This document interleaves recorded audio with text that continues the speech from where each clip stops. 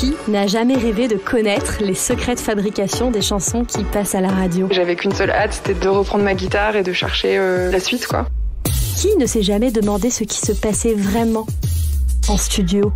Tout est parti en fait de la basse. Et puis, existe-t-il un dosage infaillible, un chemin tout tracé vers le disque d'or? Là, je te donne toutes mes clés. Il y a tellement de gens qui me disent mais c'est tellement mon histoire, c'est tellement mon histoire. Je pourrais pas vivre sans musique. Énergie vous emmène dans les coulisses de la création de vos chansons préférées. Vous écoutez Inspiré. Dans cet épisode, Eddie de Pretto raconte la création de sa chanson Bateau-mouche. Quand j'étais gars trop moche, chantant sur bateau-mouche, avec un dans les poches, je faisais moins la fine bouche. Je prenais toutes les avances, de sourire pas très cash. Fallait bien que je mange pour apaiser ma soif. C'est une chanson autobiographique. J'ai commencé du coup avant mon premier album Cure qui est sorti en 2018, 3 ans avant. J'étais sur les bateaux-mouches, j'étais des bateaux croisières. Sur la Seine à Paris où les touristes viennent souvent dîner et regarder les monuments et en fait il y avait souvent une personne qui venait animer, entertainmenter le bateau et j'étais cette personne qui passait entre les tables et qui devait chanter des reprises, donc ça allait de Edith Piaf, La Vie en Rose, Sam Smith, à Rihanna, à quoi d'autre, à tous les Sacha Distel, La Belle Vie, tous les trucs un peu classiques, hyper entêtants pour les touristes et tout le patrimoine de l'imaginaire parisien. Et donc je chantais ces chansons-là et pour moi c'était un premier gagne-pain dans la musique parce que c'était de mes premiers cachets d'intermittence et j'arrivais à en vivre, à louer mon appartement, un premier appartement grâce à cette première activité-là. On triplait les serres, je reculais l'attente, des gros ventres à remplir avec chansons badantes sur mon estrade en toc que je prenais pour scène. Je me sentais comme un coq mais je flottais que sur la scène. Justement, quand t'es sur cette période-là de ta vie, tu sais que c'est qu'une étape, que t'as des rêves plein la tête. Il y a des soirs plus compliqués que d'autres parce que c'est un peu ingrat, les gens te regardent pas, mais tu sais quand même que t'as décoté ce job, c'est plutôt une chance déjà de pouvoir vivre un peu de la musique et tu sais que c'est qu'un tremplin pour toi et que tu veux aller un peu plus loin. J'en garde un regard assez doux et un regard assez bienveillant sur cette période-là. Et j'ai adoré endosser ce rôle-là. Maquillé au pinceau, un solo pour mariage, avec costume Célio et l'odeur du fromage. Je posais comme il faut, les gens menaient pas large. Je me sentais parfois trop entre rêve et noyade. La grande chanson française m'a toujours énormément inspiré dans la façon de raconter des histoires, des anecdotes, comment le rien, le néant, l'ennui peut être une histoire, comment les choses de la vie quotidienne peuvent devenir extraordinaires dans une chanson. C'est un peu le but pour moi d'un artiste.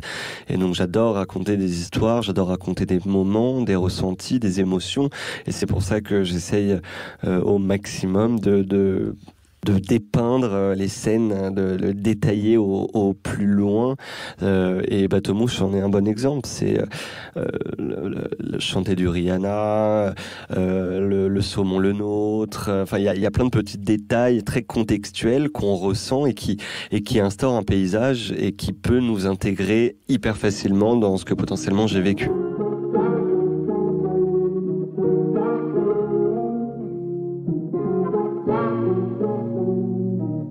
J'ai écrit cette chanson, je crois, début 2020, mi-2020. J'ai été invité au César en 2019 pour rendre hommage à Charles Aznavour qui était décédé l'année d'avant. Et je reprenais Je me voyais déjà.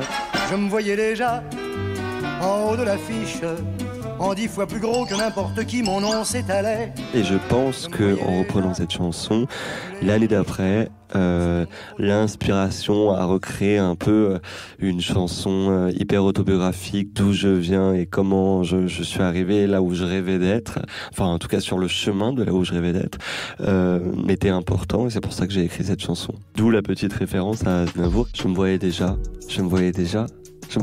en haut et c'était beau, beau début. Je me voyais déjà en haut et c'était beau, début, beau, début. début, début. Oh, début, début, début.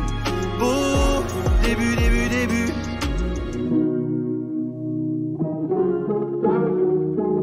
Cette guitare, ouais, elle est enveloppante, elle est un peu cloudy, je dirais.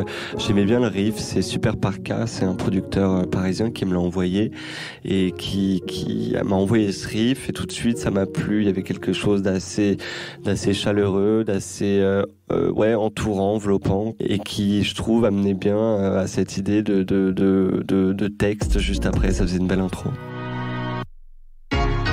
C'était avec les violons, d'ailleurs c'est pour faire rehausser un peu les refrains, c'est comment ramener un peu de grandeur,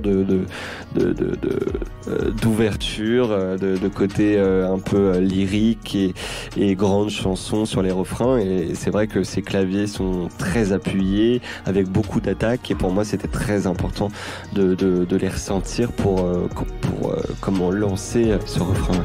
Quand j'étais personne, plein de petits tafs d'automne, je rêvais d'idole, je me voyais déjà en haut.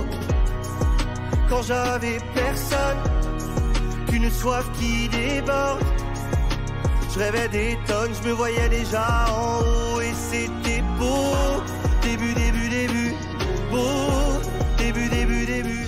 C'est vrai que dans ces hauts, début, il y a quelque chose d'assez appuyé, d'assez marqué, parce que ressenti un peu facilement, mais c'est pas une chanson très enfin, pour moi en tout cas, c'est pas une chanson très compliquée à chanter. Après, dans toutes les chansons que je fais, dans tous les textes que je fais, je mets beaucoup d'intensité dans les textes, il y a beaucoup de cœur, il y a beaucoup de choses à défendre, donc chaque note pour moi est très importante. Moi, le principal, c'est qu'on entende les histoires, les textes, les sujets que j'ai envie d'aborder, que j'ai envie de défendre. La musique, c'est le tapis. Alors oui, ça doit être entraînant, oui, ça doit être hyper bien calibré pour que ça magnifie le texte, mais pour moi, c'est tout d'abord une question de texte. Je découvrais Paris, comme je découvre l'étranger. Je viens d'où il fait gris, où on laisse tout trop laid. Les monuments crarés, emportés comme jamais, avec une envie installée sur ce pavé. C'est un effet de spatialisation de voix dans la prod, en fait. C'est comment elle se mange, comme elles sont pas au même niveau dans le spectre de son, si tu veux. Donc il y en a une qui est beaucoup plus devant et une qui est beaucoup plus travaillée derrière. Donc c'est pour ça qu'on a l'impression qu'elles se répondent. Pour ça, enfin, pour toutes ces influences un peu, j'ai beaucoup écouté des Américains qui travaillent beaucoup ces sonorités de son, ces sonorités de voix, tous les FX de voix, des gars comme Frank Ocean ou des gars qui travaillent avec Kanye West ou avec Travis Scott.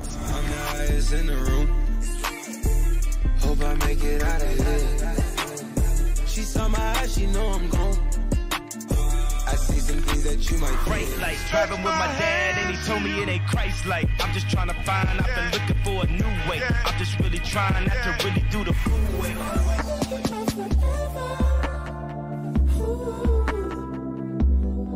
Toute cette clique-là un peu américaine qui font énormément de travail de sonorité, de FX et de dimension de voix. Et j'adore pouvoir expérimenter ça dans mes sons. Il y a plus de nonchalance sur ce deuxième album que sur le premier d'ailleurs. C'est vrai que sur cette partie, un peu plus de nonchalance sur ce deuxième couplet. À chanter toute ma vie, pas les chansons des autres. J'en avais dans le vent, pas du saumon le nôtre. J'attendais patiemment, monter sur le trône, qu'on reprenne mes chansons, comme je reprends Vie en rose. Le clip, j'ai travaillé avec une réalisatrice qui s'appelle Marie Schaller, qui est une Allemande qui vit en Angleterre et qui m'a proposé cette idée de bateau-mouche par rapport à la chanson et par rapport à l'histoire assez instinctivement. Et on a travaillé en fait sur quelqu'un qui potentiellement pourrait se permettre de péter un câble, chose que je me suis jamais permis parce que c'était hyper cadré, que tous les soirs c'était la même chose et que je devais jouer ce rôle-là à la perfection, sinon j'étais pas payé. Mais là on a imaginé un peu tout le contraire, c'est le gars qui pète un câble et qui a envie en fait de se permettre l'image qu'il a envie de donner réellement de ce qu'il est profondément et de enfin pouvoir se libérer de tous les carcans de cette soirée-là pour être la personne entière qu'il a envie d'être. Je Je devais quitter mes Nike et les laisser sous le bateau. C'était pas assez classe pour l'image de ce show. Je n'avais qu'une hâte, leur montrer ce que je vaux, montrer combien je fake les gentleman à l'eau. Le soir je m'improvisais la vedette du bateau, en maquillant mes souhaits au parfum du ghetto. Tous les soirs je trinquais, rêve fou de mon ego. En attendant je réglais mes grands rêves au chapeau. Le message dans cette chanson, c'est l'idée de prendre ce que la vie nous donne quelque part. Non, mais c'est surtout l'idée d'avoir des objectifs et que tous les rêves sont possibles et que, en fait, peu importe où tu commences, le principal c'est de commencer, d'y croire et de jamais lâcher. Les bateaux mouches m'ont montré un peu ça, c'est que quand j'étais sur ces bateaux, j'avais un rêve en tête, c'était de pouvoir chanter devant mes chansons, mes propres chansons, devant des personnes qui les connaissent et qui ont envie de les entendre. Et je savais que j'y arriverais, je voulais tellement que je savais que c'était qu'une étape et que du coup ces bateaux ont été une sorte de motivation et de premier pas vers ce job. Et c'est un peu une revanche de cette période où tu te dis putain, il y avait plein de rêves et là je suis en train de le vivre et je suis en train d'en profiter au maximum avec des vrais gens qui écoutent précisément ces paroles-là et qui ont l'air d'adorer ça. Donc ouais, c'est très cool. Quand j'étais personne, plein de petits tafs d'automne, je rêvais d'idole, je me voyais déjà en haut. Quand j'avais personne, qu'une soif qui déborde, je rêvais des tonnes, je me voyais déjà en haut. Et c'était beau, début, beau, début, beau, début, beau, début. Quand j'étais gars trop moche, chantant sur bateau mouche, avec un dans les poches, je faisais moins la fine bouche. Je prenais toutes les avances, de sourire pas très cash. Fallait bien que je mange pour apaiser ma soif. Vous venez d'écouter Inspiré. Inspiré est un podcast énergie. À la programmation, la mélodieuse Alexandra Bouchon. À la construction des épisodes, l'architecte Amel Almia. À la réalisation et au mix, le virtuose Nicolas Patrac. À la production, le chef d'orchestre Jean-Philippe Amar. Interview et rédaction en chef, la magistrale Sarah Conan et la chantante Maud Ventura. Si vous avez aimé cet épisode, déposez-nous vos étoiles et commentaires sur Apple Podcast. Et on se retrouve très vite pour un nouvel épisode.